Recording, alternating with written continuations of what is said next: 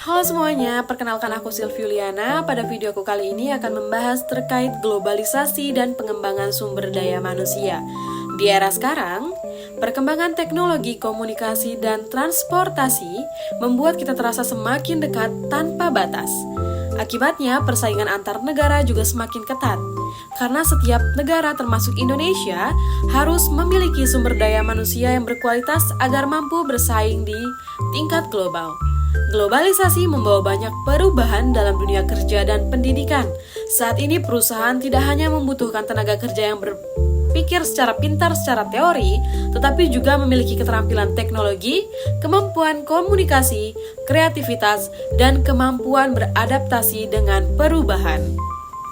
Namun, Indonesia masih menghadapi beberapa tantangan dalam pengembangan sumber daya manusia. Salah satunya adalah ketidaksesuaian antara lulusan pendidikan dengan kebutuhan dunia kerja saat ini. Banyak lulusan yang memiliki kemampuan teori tetapi belum siap menghadapi kebutuhan industri modern. Karena itu, pendidikan perlu diarahkan tidak hanya pada pengetahuan akademik saja, tetapi juga pada keterampilan praktis dan soft skill seperti kerjasama, kepemimpinan, dan komunikasi. Dalam pengembangan sumber daya manusia, ada banyak pihak yang terlibat, seperti pemerintah yang berperan sebagai pembuat kebijakan dan menyediakan fasilitas pendidikan, lembaga pendidikan yang bertugas membentuk pengetahuan dan karakter peserta didik, dunia usaha atau perusahaan yang menyediakan pelatihan kerja dan pengembangan karir bagi karyawan, dan masyarakat sebagai media organisasi internasional. Pengembangan sumber daya manusia sebenarnya harus dilakukan sejak dini, mulai dari pendidikan dasar, perguruan tinggi, hingga saat seseorang memasuki dunia kerja. Bahkan, setelah bekerja pun seseorang tetap harus terus belajar dan meningkatkan keterampilannya. Hal ini penting karena perkembangan teknologi dan kebutuhan industri terus berubah dengan cepat.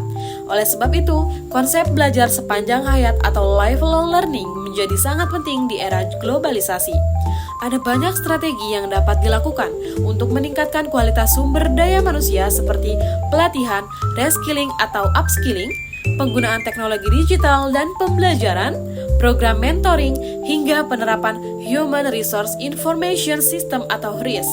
Selain itu, keterampilan teknis, pengembangan soft skill, dan budaya kerja yang inovatif juga sangat penting agar sumber daya manusia mampu bekerja profesional di lingkungan global.